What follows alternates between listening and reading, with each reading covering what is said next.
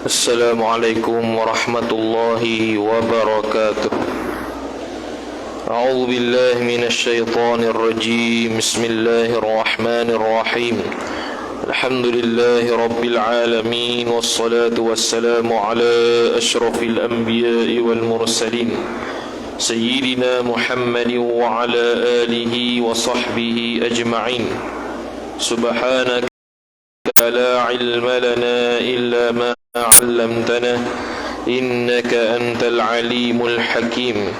ولا حول ولا قوة إلا بالله العلي العظيم. رب اشرح لي صدري ويسر لي أمري واحلل عقدة من لساني يفقه قولي وسدد لساني واهد قلبي بحق نبيك محمد صلى الله عليه وسلم.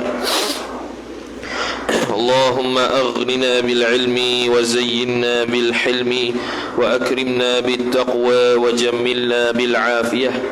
نوينا التعلم والتعليم والتذكر والتذكير والنفع والانتفاع والإفادة والاستفادة والحث على التمسك بكتاب الله وسنة رسوله صلى الله عليه وسلم ودعاء إلى الهدى والدلالة على الخير ابتغاء وجه الله مرضاته وقربه وثوابه سبحانه وتعالى آمين يا رب العالمين. Kitab Risalah Al-Misbah Al-Munir karangan Syekh Abdul Aziz bin Ismail Al-Fatani rahimahullahu ta'ala. Kata dia sambung pada kata mana dia? Tu. Kata dan wajib i'tiqad dan mengaku di dalam hati bahawa ada bagi Allah Ta'ala beberapa banyak malaikat. Dia sambung perbahasan berkaitan dengan perkara yang wajib diketahui oleh setiap mukallaf selain daripada sifat 20 yang kita belajar dan selain daripada sifat-sifat Rasul yang kita telusuri. Maka antara perkara yang wajib kita tahu dan i'tiqad ialah berkaitan dengan malaikat Allah Subhanahu wa ta'ala. Maka kata musannif rahimahullahu ta'ala, dia kata dan wajib i'tiqad makna mengaku putus dalam hati dan mengaku di dalam hati. Mengaku dengan i'tiqad atau muradih lah sama, makna sama je, i'tiqad dan mengaku. I'tiqad tu berkeyakinan, mengaku tu mengakulah, mengaku dalam hati. Mengaku tu ada dua, ada mengaku dengan lisan, ada mengaku dengan hati. Kalau mengaku dengan lisan dia panggil iqrar. Kalau mengaku dalam hati dia panggil tasdiq, membenarkan. Jadi dia kata wajib i'tiqad dan mengaku di dalam hati bahawa ada bagi Allah Ta'ala itu beberapa banyak malaikat. Jadi malaikat Allah Ta'ala kita wajib i'tiqad ada banyak, bukan 10 yang wajib kita ketahui je tak. Semua makhluk yang bernama malaikat banyak. Cuma yang wajib kita tahu satu-satu seekor-seekor tu 10 je. Iaitu Jibril, Mikail, Izrail, Israfil sampailah sampailah Malik.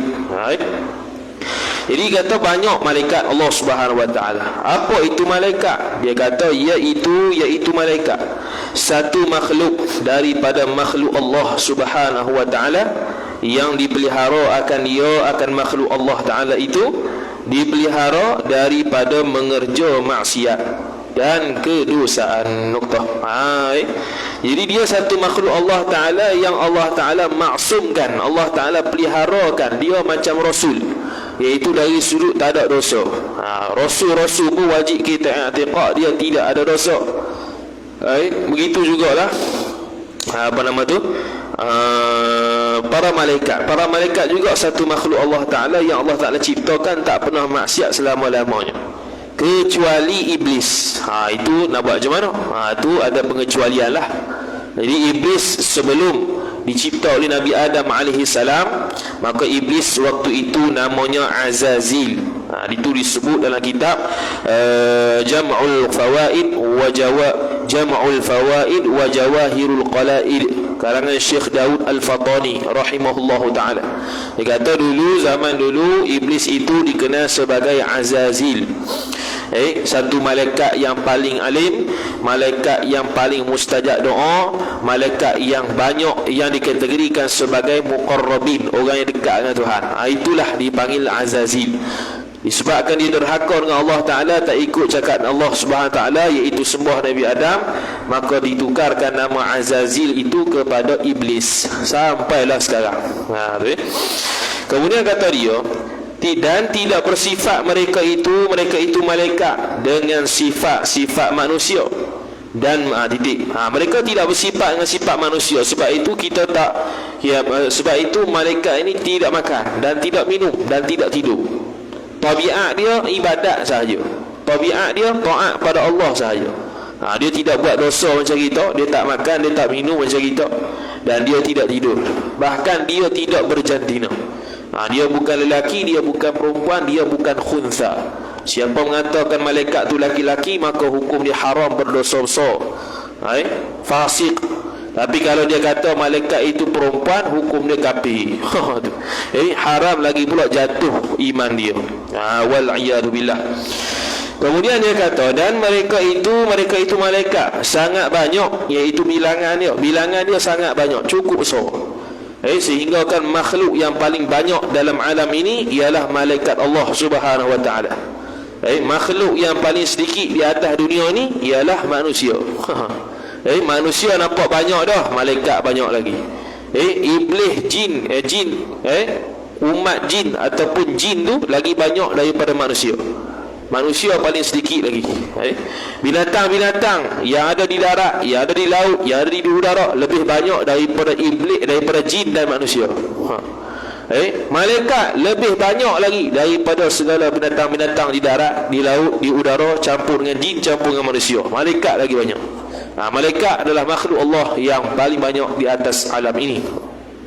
Itu disebutkan oleh Syekh Daud Al-Fatani rahimahullah dalam kitab Ad-Durrul Thamin, kitab akidah dia.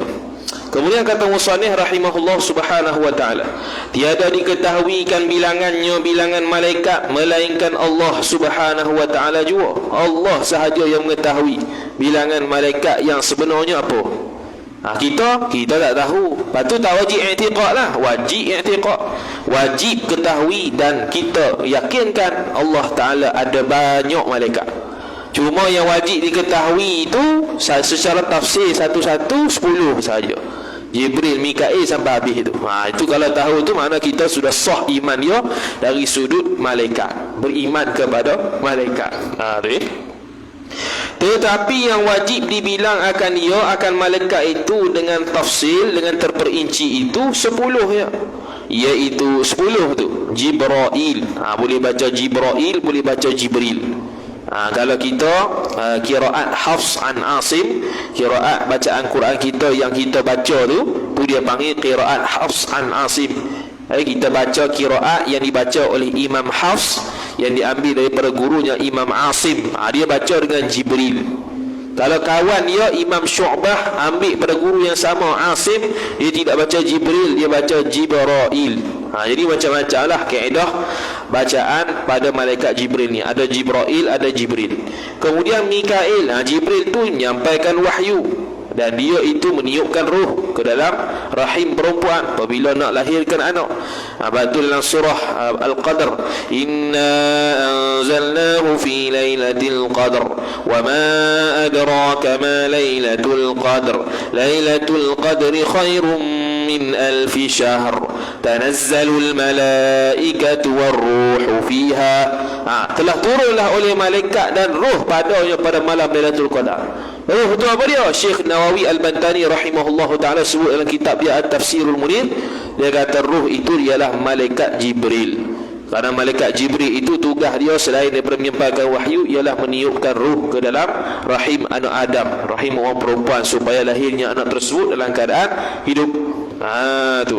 Kemudian Mikail, Mikail sekarang ni lah turunkan hujan, beri rezeki dan sebagainya. Israfil tiup sangkakala. Izrail nama lainnya ialah Malakul Maut, malaikat yang mencabut nyawa. Dia tugas dia mencabut nyawa. Dia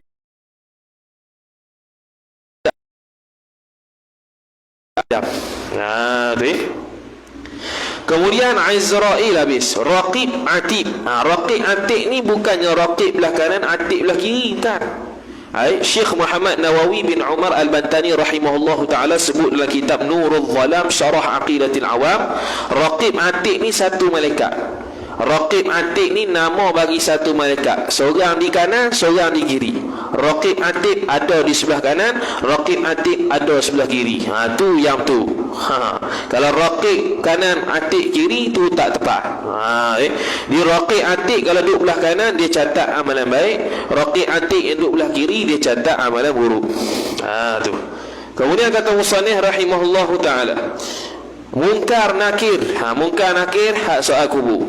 Kalau dia itu orang fasik, orang maksiat, tak diampun dosa oleh Allah Ta'ala, orang kafir, orang munafik, maka dia datang dalam keadaan seram, dia datang dalam keadaan menggerunkan, dinamakan sebagai munkar dan nakir. Tapi kalau orang beriman, orang soleh, di setengah ulama menyebutkan dia tidak dipanggil sebagai munkar nakir, tapi dipanggil sebagai basyir wa mubashir, orang yang mendatangkan khabar gembira. Dia bukan munkar nakir, dia datang dalam keadaan tidak menggerunkan. Tu malaikat yang seterusnya. Kemudian Malik. Malik ni ialah malaikat yang tak pernah senyum sama sekali daripada awal sampai habis. Sebab dia penjaga api neraka. Dia penjaga penghuni neraka. Dia tidak pernah senyum. Hatta Nabi SAW mari ketika Isra' dan Mi'raj pun dia tak pernah senyum. Ni malaikat yang tak pernah senyum sejak azali sampai bila-bila. Bukan sejak azali tu ada di azali, mana sejak dulu lah. Dan Ridwan. Ridwan ni orang yang menjaga syurga, malaikat yang menjaga syurga. Tu namanya Ridwan. Ridwan maknanya ialah ridwan kathira, ridallahu kathira, iaitu redha Allah Ta'ala yang banyak, dia panggil Ridwan. Kalau redha tu sekadar redha lah. Kalau Ridwan, kalau nama orang kau ataupun sifat Ridwan, Ridwan tu dengan makna dapat banyak keredaan Allah. Tu beza sikit je. Kalau redha biasa lah, tak banyak. Tapi kalau Ridwan, orang yang banyak mendapat keredaan Allah Subhanahu wa Ta'ala. Itu yang wajib kita bilang satu-satu 10 orang, 10 malaikat. Dan wajib i'tiqad bahawa syariat Nabi kita, siapa? Yakni undang-undang Nabi kita Muhammad sallallahu alaihi wasallam, mansukhkan akan sekalian syariat dan undang-undang bagi segala rasul-rasul yang dahulu. Jadi kita wajib juga i'tiqad bahawasanya Nabi sallallahu alaihi wasallam bila dia datang dan diutuskan sebagai rasul, maka dia memansukhkan syariat umat terdahulu. Antara syariat umat terdahulu ialah syariat Nabi Adam AS, boleh nikah sesama adik-beradik. Itu tidak ada pada syariat Nabi SAW. Bahkan adik-beradik kita jadi mahram dah. Begitu juga syariat yang terdahulu ialah Nabi Musa AS. Pada zaman Nabi Musa, orang kalau nak taubat pada zaman dia kena bunuh diri. Kita tak boleh dah bunuh diri, haram bunuh diri, cukup taubat saja.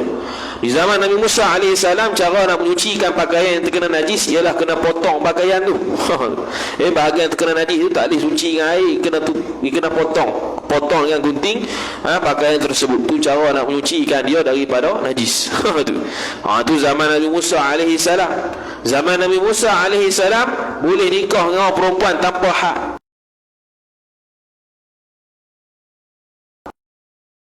Salam boleh nikah seorang perempuan saja, tak boleh nikah dua. Semua syariat tersebut dimansukhkan, dihazafkan dan ditukar dengan datangnya Nabi sallallahu alaihi wasallam.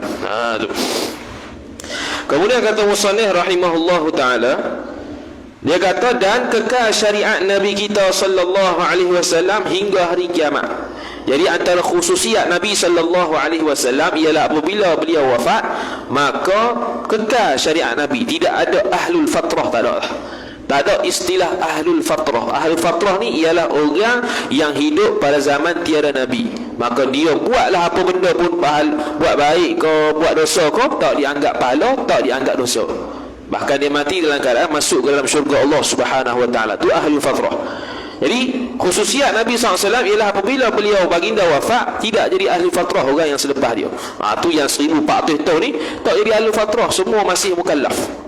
Tidak ada istilah ahli fatrah. Maka kita terkait dengan dosa pahala. Beza dengan Nabi-Nabi sebelum Nabi SAW. Apabila Nabi itu mati, Rasul itu mati, maka selepas daripada itu automatik jadi ahli fatrah. sehinggalah datang Nabi lain untuk membawa utusan yang baru. Tu sebelum zaman Nabi sallallahu alaihi wasallam. Kemudian kata musannif rahimahullah, dan wajib i'tiqad bahwasanya Nabi kita itu daripada bangsa Quraisy dan bangsa Arab. Antara bangsa Arab yang paling mulia ialah bangsa Quraisy. Dan Nabi SAW dipilih antara kaum yang paling mulia di kalangan yang paling mulia. Itu Nabi SAW. Wajib kita i'tiqad. Jangan pula kata Nabi SAW itu lahir daripada keturunan orang Melayu. Jangan pula. Kita ada keturunan Melayu, ada semangat orang Melayu, jangan sampai tersasar dalam bab kenabian. Tu semangat sangat oleh kaum Jaya. Semangat sangat bab kemelayuan ni, dia pun kata Nabi SAW asal orang Melayu. Jam itu. Ini wajib i'tiqad. Dan namanya nama Nabi SAW. Apa dia nama dia?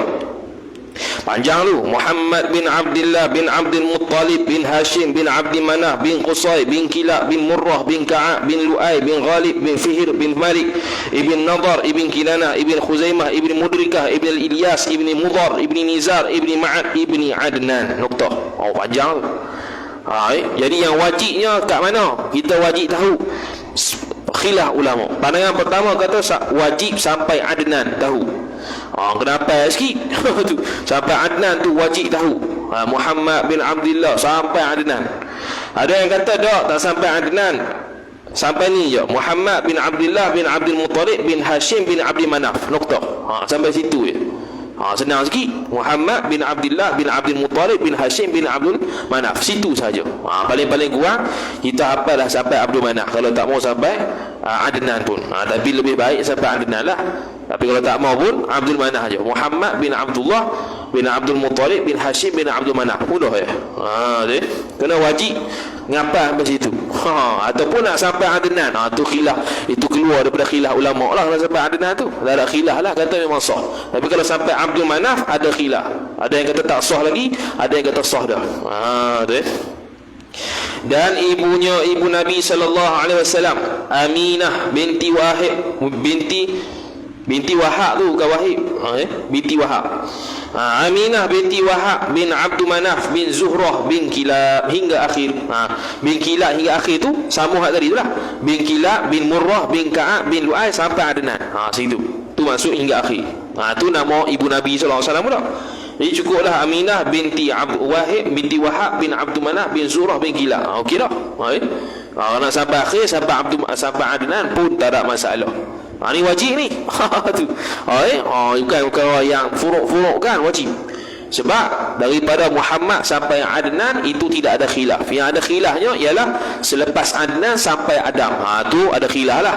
Macam-macam riwayat. Tu tak ada masalah kalau tak tahu. Yang wajib tahunya Muhammad bin Abdullah bin Abdul Muttalib bin Hashim bin Abdul Manaf. Kalau nak sampai situ ataupun sampai Adnan pun tak ada masalah. Tu. Kemudian kata musannif rahimahullahu ta'ala, dan Abdul Manaf di sebelah ibu itu sepupu dengan Abdul Manaf sebelah bapa. Jadi Abdul Manaf dalam mak Nabi SAW kan ada tu Aminah binti Wahab bin Abdul Manaf. Lepas tu nama pak Nabi Muhammad bin Abdullah bin Abdul Muttalib bin Hashim bin Abdul Manaf. Abdul Manaf ni bukan Abdul Manaf mak dia. Abdul Manaf nampak sama dua tu. Keturunan bapa ada Abdul Manaf, keturunan mak pun ada Abdul Manaf. Tapi Abdul Manaf hak mak dia punya dengan Abdul Manaf dengan pak dia tak sama. Bukan orang yang sama, dia orang berlainan. Bahkan dia kata Abdul Manaf sebelah bapa tu ialah sepupu kepada Abdul Manaf sebelah mak. Nama Abdul Manaf tu lah. Dua Abdul Manaf, seorang belah bapa, seorang belah mak, tapi bukan orang yang sama, orang yang berlainan. Abdul Manaf sebelah mak dia tu ialah sepupu dengan Abdul Manaf sebelah bapa dia. Tu. Habis Siti tu dari sudut keturunan nama. Dan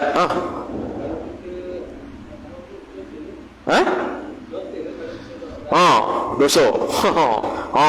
Wajib tahu. Baru tahu tu.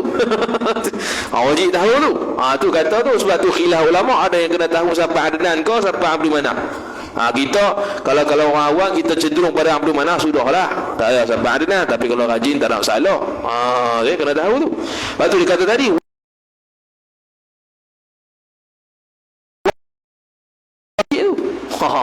Kalau dah tak masuk kita ni. Yang tak wajibnya sirah. Sirah tak wajib lah. Nabi SAW berapa kali perang, tu tak payah tu. Tu tak tahu tak apa. Tapi kalau tak tahu tu jenuh lagi tu. Perang Badar pun tak pernah dengar, nampak pelik tu. Tapi tak wajib tahulah. Perang Badar apa dia? Tak tahu. Tak ada masalah. Tu. Tapi tak dikira macam kenal Nabi lah. Itu ya.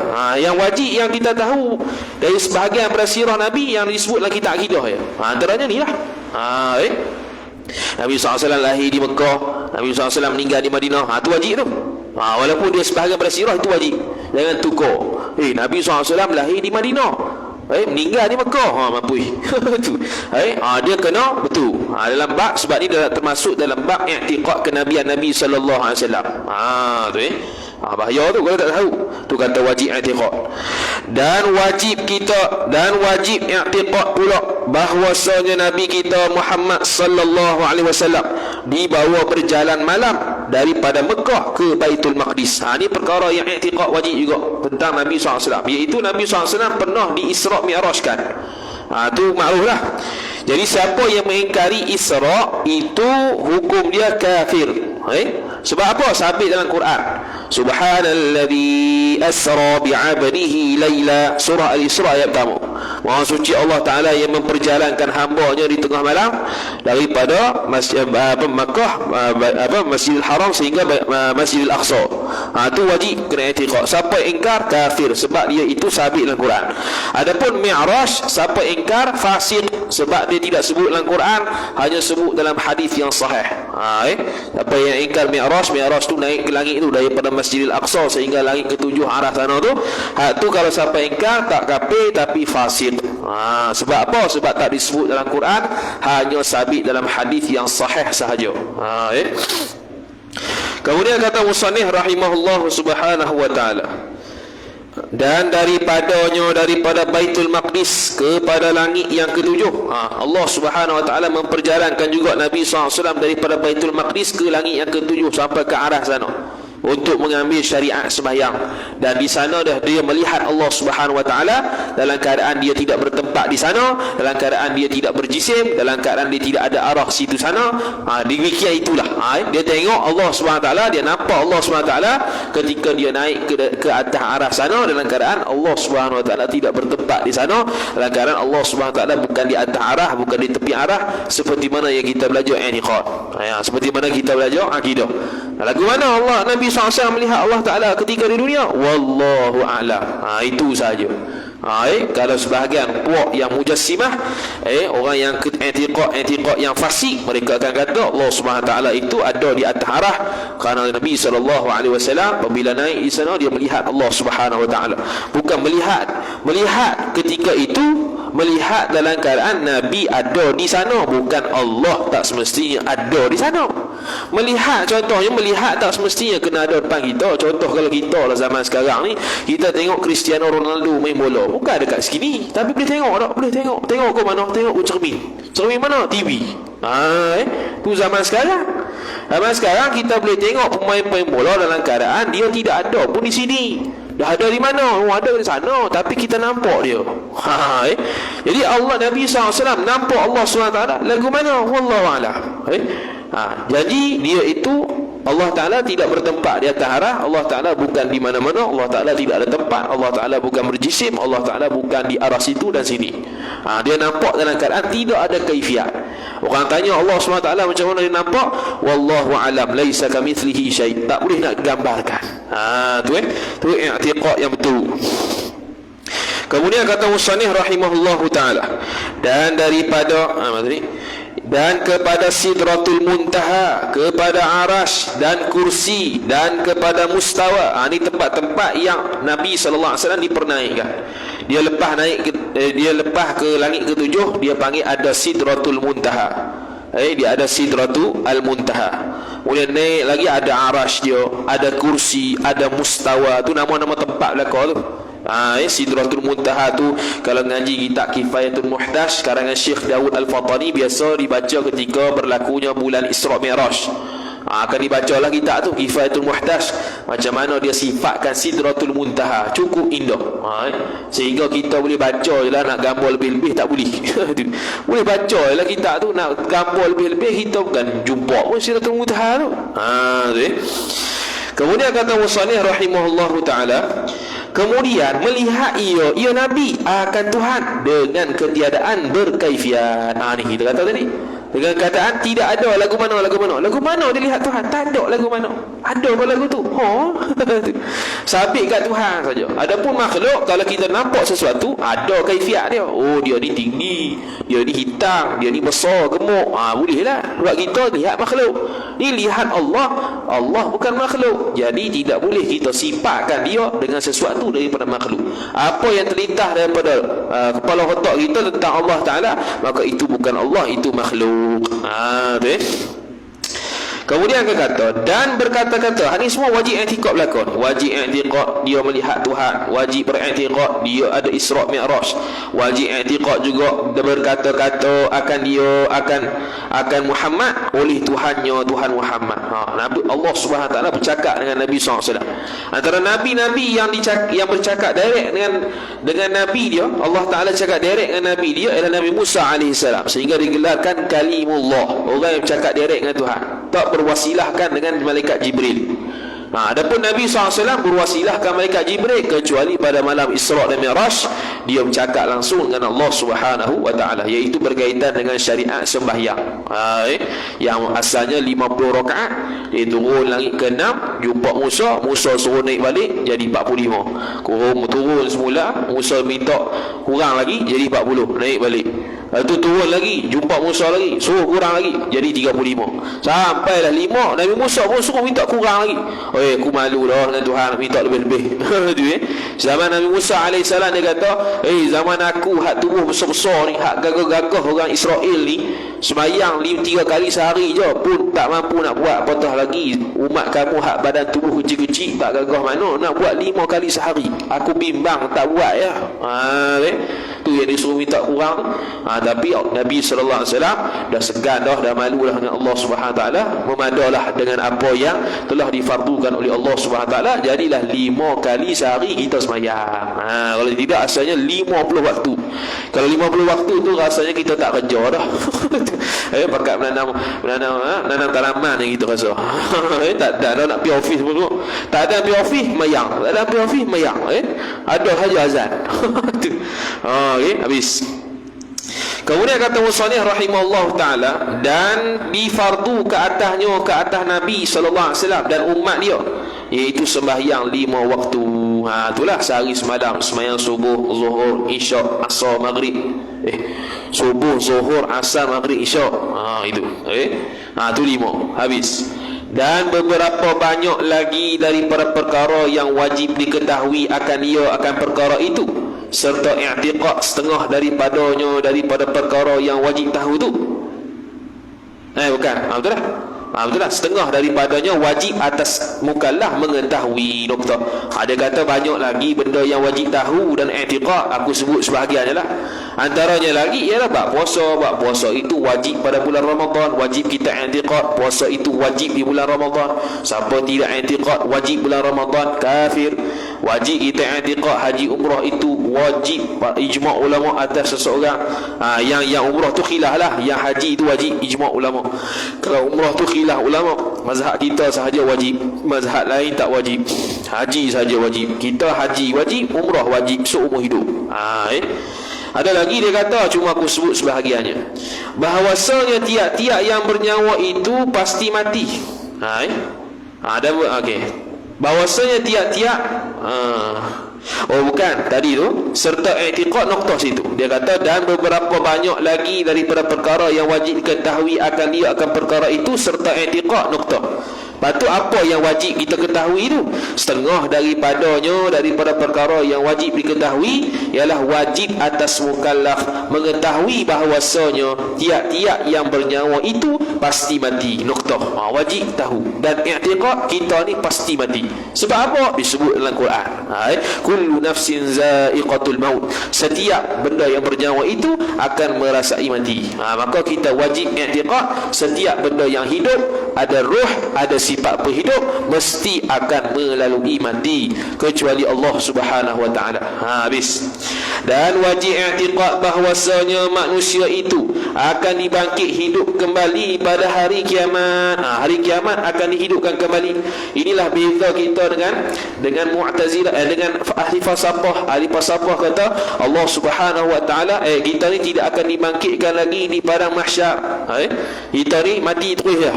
Itulah penyebab kepada kekufuran ahlul falsafah. Al-Imam Al-Ghazali rahimahullahu taala sebut dalam kitab Al-Iqtisad fil I'tiqad, antara perkara yang menyebabkan orang ahli falsafah itu kafir tiga. Pertamanya ialah dia beriktikad bahawasanya alam ini qadim, sama dengan Tuhan. Yang kedua ialah dia menafikan kebangkitan manusia di padang mahsyar, dia menafikan juga. Antara yang lain ialah apa lagi tak ingat dah satu lagi. Itu antara perkara yang dihukumkan kufur kepada ahlul falsafah disebabkan dia i'tiqad dengan i'tiqad yang sesat. Antaranya ialah dia menafikan adanya kebangkitan makhluk selepas daripada mati. Dia nafi hak tu. Itulah penyebab kepada kekufuran ahlul falsafah. Kemudian kata musannif rahimahullahu ta'ala, dan setengah daripada perkara yang wajib kita tahu, dihisab akan segala amalan yang baik dan yang jahat. Wajib kita i'tiqad di pada mahsyar adanya hisab. Orang yang baik akan dihisab, orang yang jahat akan dihisab. Dan ada orang yang tak dihisab.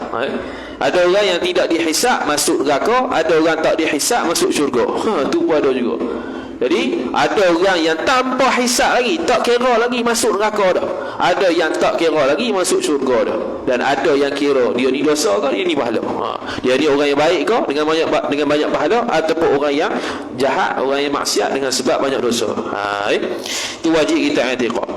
Dan setengah daripada perkara yang wajib kita tahu lagi ialah ditimbang akan segala amalan.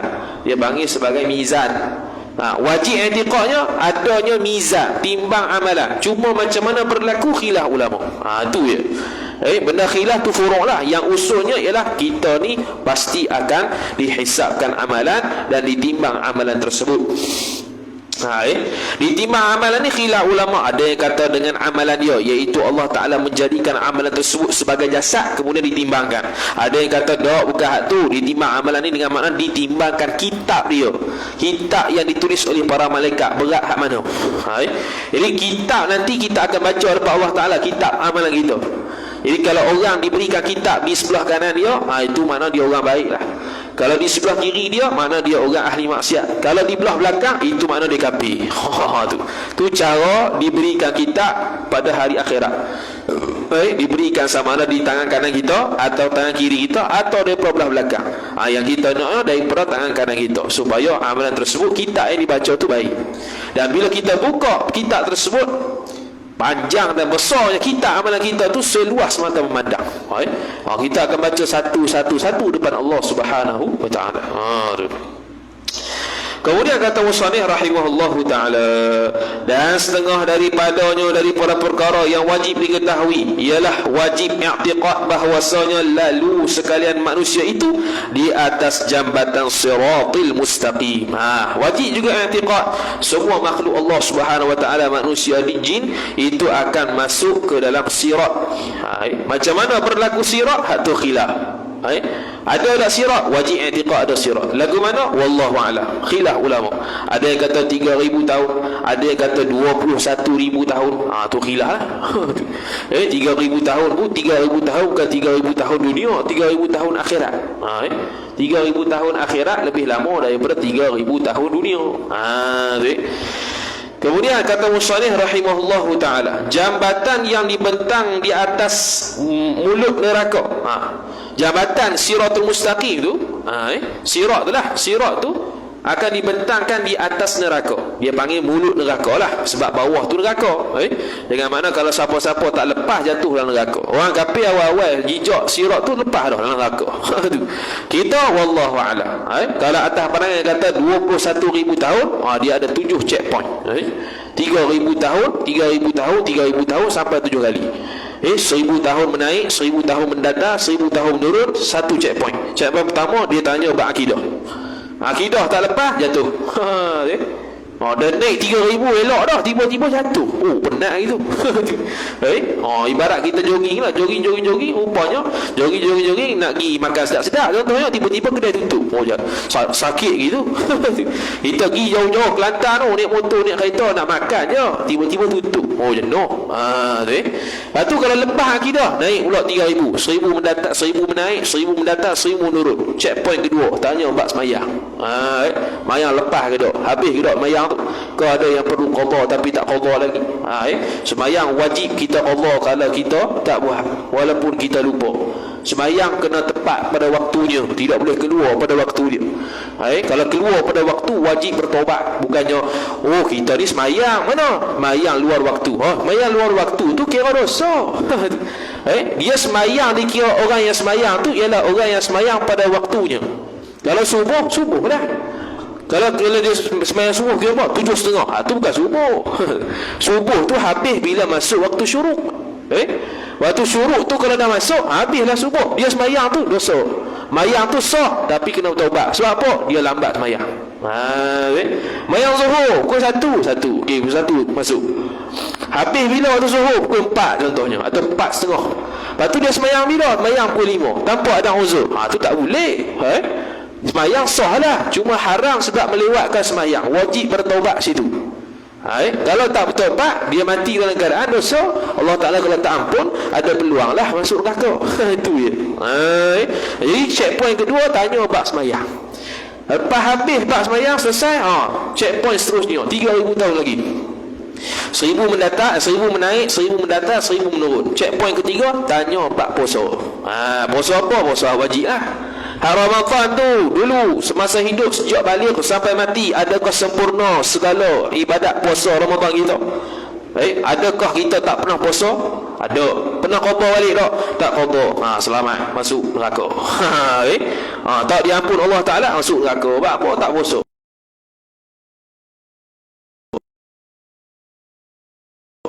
Zaman balik dulu tak puasa. Sekarang dah tua dah, umur 50, 60 baru perasan dulu waktu balik tak puasa. Wajib qada juga. Cuma bila wajib qada, dia wajib sekarang qada, hal keadaan dia itu tinggal waktu balik tu, dia kena fidyah lah. Tu kena mengaji kitab fiqh pula. Fidyah berapa pula tu? Kena bayar. Fidyah dia. Dia ada fidyah dia sehari berapa. Sebab kita tinggal 4 tahun banyak sangat. Dia ada fidyah dia, bukan qada saja. Dia kena mengaji kat ni. Dia kena belajar supaya kita nak lepas di akhirat tu ya. Bukannya kita nak tunjuk warak ke depan orang. Tak, kita nak lepas kita. Sebab itulah dia panggil semua berkaitan ilmu-ilmu kaitan semayang, puasa, zakat, haji, umrah ni fardu ain. Fardu ain bila kita nak buat. Antara bab ibadat bukan semua fardu ain. Ada perkara yang fardu ain yang wajib segera alim, wajib segera tahu dua ya, taharah dan semayang. Sebab itulah ada nama kitab Jawi namanya Wishahul Afrah. Kitab tu tebal 80 muka surat kitab Jawi, mereka bincang berkaitan taharah dan semayang ya. Mungkin kita baca kitab tu lepas pada kitab ni lah. Kitab Baikah pula 80 muka surat, tulisan lebih kurang gini lah, cuma halus lagi. Kalau kitab Jawi lah, kalau kitab Umi tu tebal lah. Tak ada tebal sangat. Wishahul Afrah berkaitan dengan suci dengan semayang saja. Nama betul tu. Sebab apa? Sebab dia berkait harian. Kalau puasa Ramadan setahun sekali. Wajib tahu bila? Wajib tahu sebelum kita puasa. Zakat fitrah setahun sekali juga. Wajib bila? Wajib bila kita wajib tahu bila kita nak bayar zakat fitrah. Begitu juga zakat harta setahun sekali juga. Bila kita wajib tahu? Bila kita nak bayar zakat harta. Zakat harta cukup nisab ke tak? Cukup haul ke tak? Kena tahulah syarat-syarat dia. Itu yang wajib belajar tu. Itu buat relax di rumah tu. Haji umrah tak wajib tahu. Bila tahu? Bila wajib tahu? Bila nak pergi. Sekarang Contoh kerajaan Saudi kata umur 60 ke atas tak boleh dah pergi haji. Dia pun dah umur 60 dah. Aku tak payah mengaji dah buat haji. Tu tak ada harapan dah, contohlah. Dia tak payah ngaji tak jadi fardu ain. Umrah, aku tak pernah buat umrah lagi dan aku tak pun buat lagi. Maka tak wajib lagi belajar. Bila wajib belajar? Bila nak pergi umrah.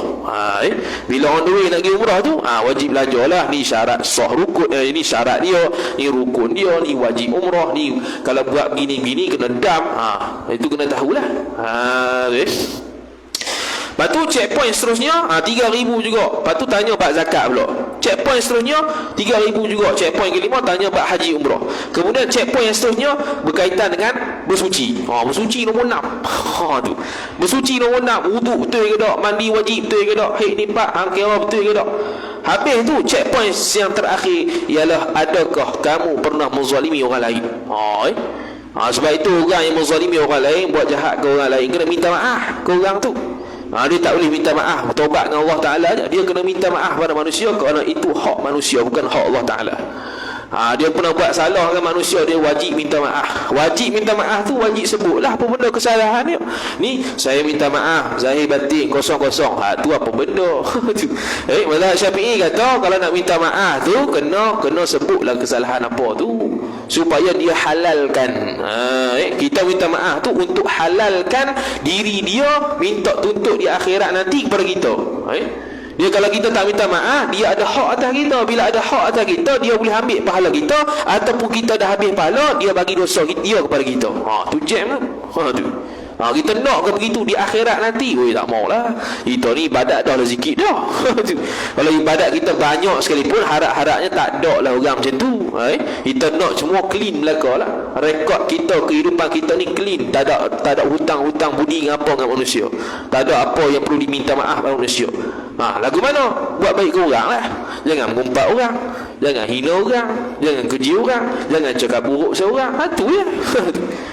Ni sedap juga mengumpat orang, keji orang, hina orang.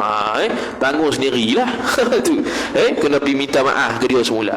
Kalau tak minta maaf tu gerah kepala, sombong, takabur. Habis masuk neraka nanti kalau Allah tak ampun. Tu ya. Itu yang kita kena sedar. Habis. Kemudian kata musannif rahimahullahu ta'ala, dan setengah daripada ditimbang akan segala dan setengah daripadanya daripada perkara yang wajib kita tahu ialah wajib i'tiqad bahwasanya lalu sekalian manusia. Habis dah mana tadi?